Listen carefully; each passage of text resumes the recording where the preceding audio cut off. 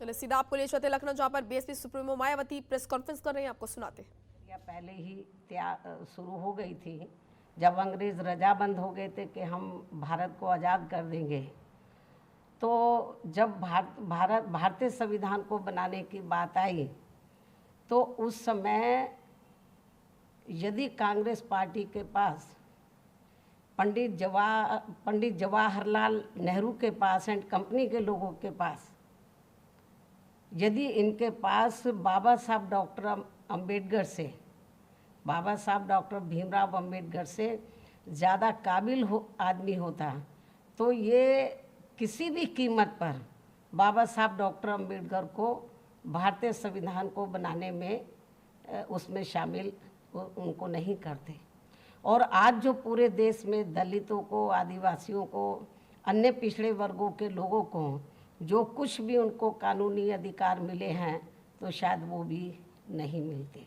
और इतना ही नहीं, आज जो पूरे देश में तो धार्मिक अल्पसंख्यक समाज में से खासकर मुस्लिम समाज के लोग जो थोड़े घने सुरक्षित हैं तो शायद ये भी नहीं होते, क्योंकि बाबा साहब डॉक्टर अंबेडकर ने इस देश का संविधान किसी जाति और धर्म के आधार पर नहीं बल्कि धर्मनिरपेक्षता के आधार पर ही बनाया था।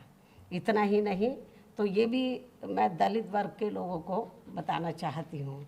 इतना ही नहीं बल्कि ठीक इसी प्रकार यूपी विधानसभा के आम चुनाव होने से कुछ जब अब यूपी में भी विधानसभा का आम चुनाव होने के लिए कुछ समय बचे हैं तो ठीक इसी प्रकार से यूपी विधानसभा आम चुनाव होने के कुछ समय पहले ही अब जब कुछ ही महीने बचे हैं तो यहाँ भाजपा भी खासकर ओबीसी समाज के प्रति यहाँ पर भाजपा का भी खासकर ओबीसी समाज के प्रति उभरा नया प्रेम वास्तव में ये दिखावटी व हवाई आदि ना होकर यदि थोड़ा भी सही व सार्थक होता तो इनकी केंद्र व यूपी सहित अन्य राज्यों की भी सरकारें इनके साथ साथ तो एससी व एसटी की भी सरकारी नौकरियों में अभी तक इनके बैकलॉग को जरूर भर देती, लेकिन ऐसा नहीं हुआ।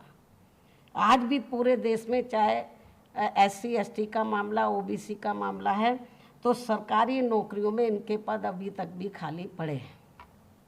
साथ ही अब तक ओबीसी के लोगों की जातीय जनगणना की भी इनकी इस मांग को स्वीकार कर लिया होता है। यदि थोड़ी भी इनके प्रति इनके मन में ओबीसी के प्रति थोड़ी ईमानदारी होती, थोड़ी सच्चाई होती तो अब तक ओबीसी के लोगों की जातीय जनगणना की भी इनकी इस मांग को स्वीकार कर लिया होता।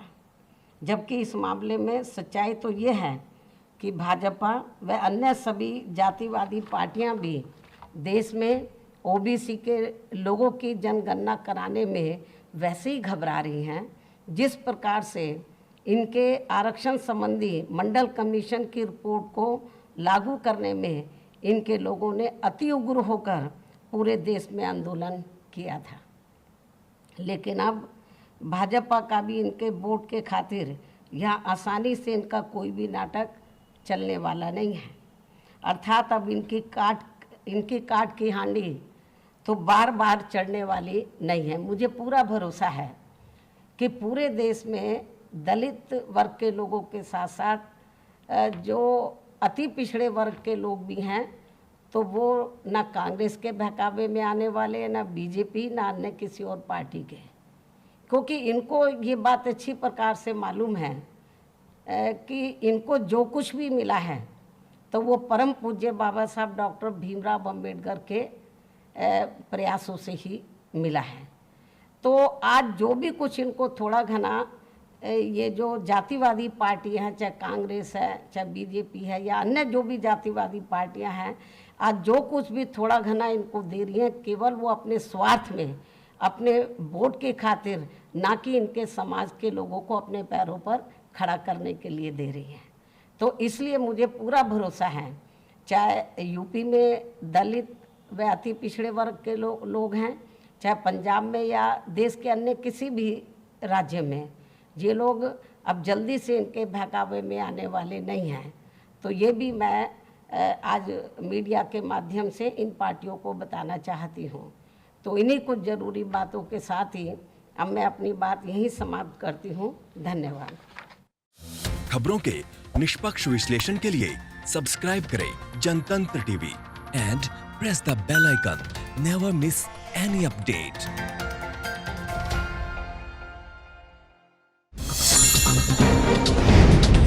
डाउनलोड कीजिए जनतंत्र टीवी ऐप को, जो कि अवेलेबल है गूगल प्ले और ऐप स्टोर पर।